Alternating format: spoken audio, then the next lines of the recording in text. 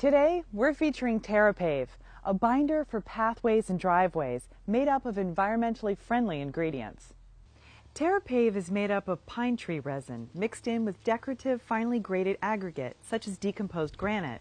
TerraPave will replicate the natural beauty of a pathway without getting soft and mushy during the wintertime. Also, you don't have to worry about TerraPave washing down a slope in heavy rains, a common complaint of decomposed granite-type pathways. TerraPave is easy to install and can make for the perfect summer weekend project around the house. Today, we'll show you how to install a simple garden path using TerraPave. But keep in mind, it can be used for projects of any size. Only the types of equipment and manpower change for larger projects. Because TerraPave is waterborne, daytime temperatures should be 60 degrees or above, with no overnight freezing and no rain predicted for 5 days after installation. The tools that you will need include shovels, rakes, and a wheelbarrow to move the material to the site of the actual pathway. A wide landscape rake helps the job finish nicer and makes even a first-time raker look like a seasoned pro. You'll also need a vibratory plate compactor and a lawn roller, both available from local rental yards. Let's get started. We've previously excavated down 5 inches below the finished height.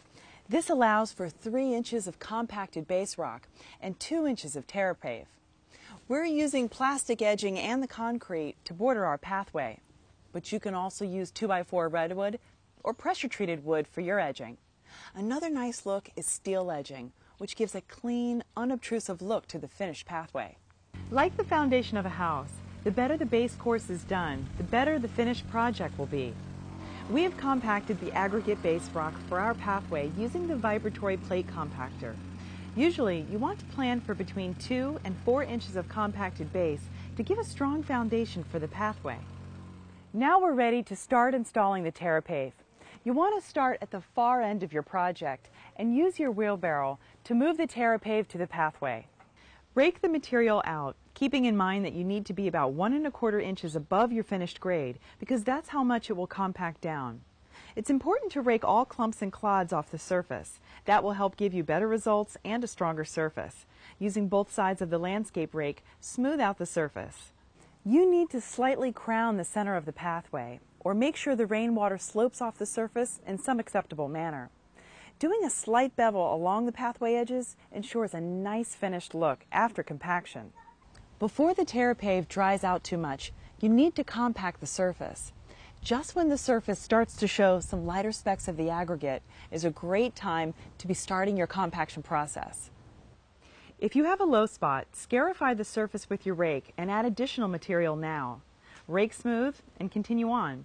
As much as possible, don't walk on the surface, and if you do, smooth, flat-soled shoes work best. Now you're ready to fire up the vibratory plate compactor and do the major compaction. TerraPave only needs 1 pass over the surface to get the desired compaction, and if you over-compact it, your results will not be as good. At the end of the day, a final finishing with the lawn roller will smooth out any marks from the vibratory plate compactor and give you a nice finished project. Let the surface cure 2 or 3 days, depending on weather, before you open it up to activity. Then you're ready to enjoy your new TerraPave walkway.